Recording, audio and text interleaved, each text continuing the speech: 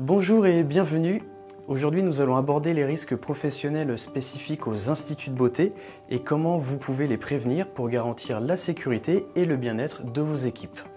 Les instituts de beauté sont des lieux dédiés à l'esthétique et au bien-être, mais ils présentent des risques professionnels particuliers. Il est essentiel de les identifier et de mettre en place des mesures de prévention. Voici les principaux risques auxquels sont exposés vos salariés. Alors tout d'abord, les contraintes posturales et articulaires.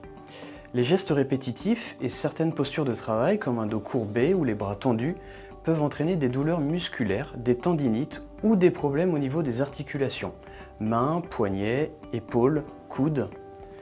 La station debout prolongée et le piétinement peuvent également provoquer des douleurs lombaires et des troubles circulatoires. Ensuite, il y a également l'utilisation des produits chimiques.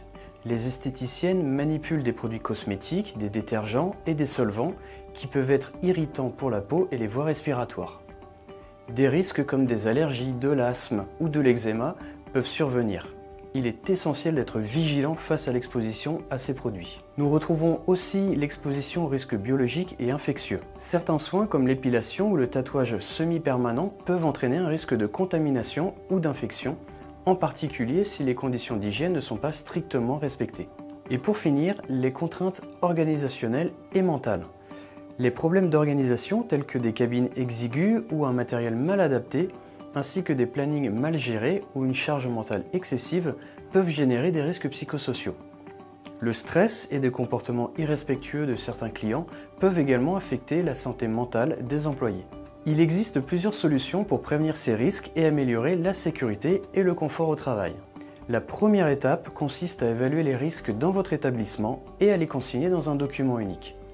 Cela permet de mieux comprendre les dangers spécifiques de votre activité et d'adopter des mesures de prévention adaptées. Aussi, vous pouvez améliorer les postures de travail. Organisez donc l'espace de travail pour permettre une bonne circulation autour des tables de soins. Privilégiez l'utilisation de tables et de chaises réglables en hauteur pour permettre à vos employés de travailler dans de bonnes conditions. Veillez à la présence de supports lombaires et à l'utilisation de dessertes mobiles pour avoir tout le matériel à portée de main.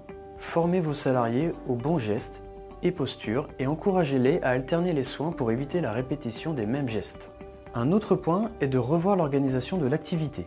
Un planning bien organisé est essentiel pour réduire la charge de travail et éviter le stress.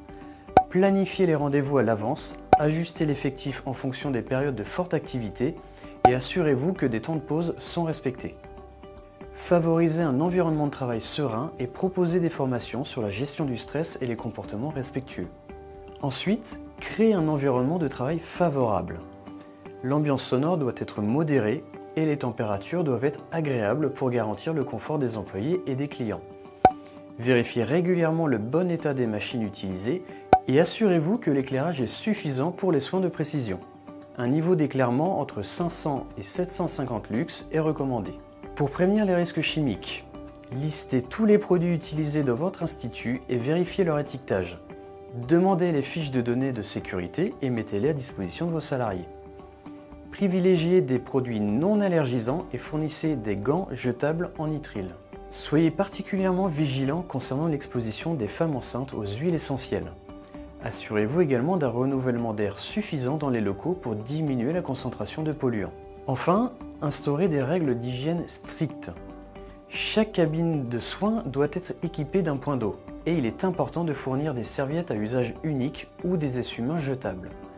Désinfectez systématiquement tout le matériel entre chaque client et privilégiez l'utilisation de matériel à usage unique. Et voilà, vous avez toutes les clés pour contribuer à la sécurité et à la santé de vos équipes. Pour aller plus loin, vous pouvez consulter un dossier thématique disponible sur le site web du SSTRN, le lien est en description.